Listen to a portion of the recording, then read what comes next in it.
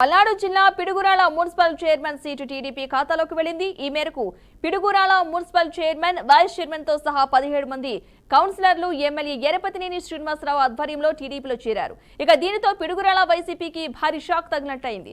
Chairman, vice chairman అలాగే కౌన్సిలర్లు టీడీపీలో చేరడాన్ని సాదరంగా ఆహ్వానిస్తున్నామని ఎమ్మెల్యే తెలిపారు. పిడుగురాల అభివృద్ధి చేయడం కోసం మాత్రమే కౌన్సిలర్లు టీడీపీలో చేరారని అన్నారు. పార్టీలో చేరిన కౌన్సిలర్లకు వారి వార్డుల అభివృద్ధి పనుల కొరకు కావాల్సిన నిధులను కేటాయిస్తామని స్పష్టం చేశారు.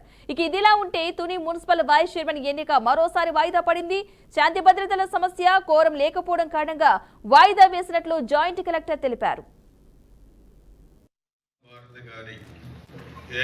ఎన్నికలో సహకరించిన చైర్మన్ సుబ్బారావు గారు, అదేవిధంగా మొత్తం 17 మంది కౌన్సిలర్స్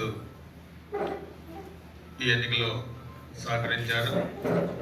వారందరికీ పేరు పేరున హృదయపూర్వక నమస్కారాలు తెలియజేస్తున్నాను.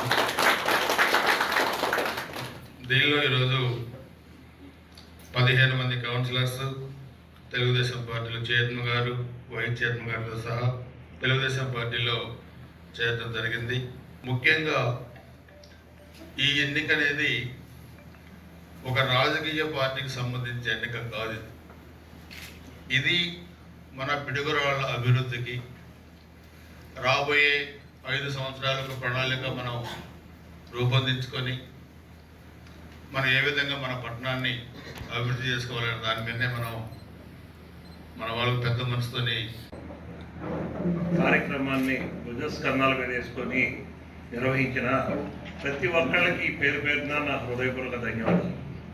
ఇక్కడ ఈరోజు నేను రాజకీయానికి అక్కడ చేయడానికి రాలేదు. ఇక్కడ నేను రాజకీయం కాదు, నేను స్వతహాగా బిజినెస్ పీపుల్ని. ఆ బిజినెస్లో సర్వీస్ ఓరియంటెడ్గా చేద్దామని నేను జాయిన్ అయ్యా. ఆ సర్వీస్ ఓరియంటెడ్గా అక్కడ ఫీడైంది.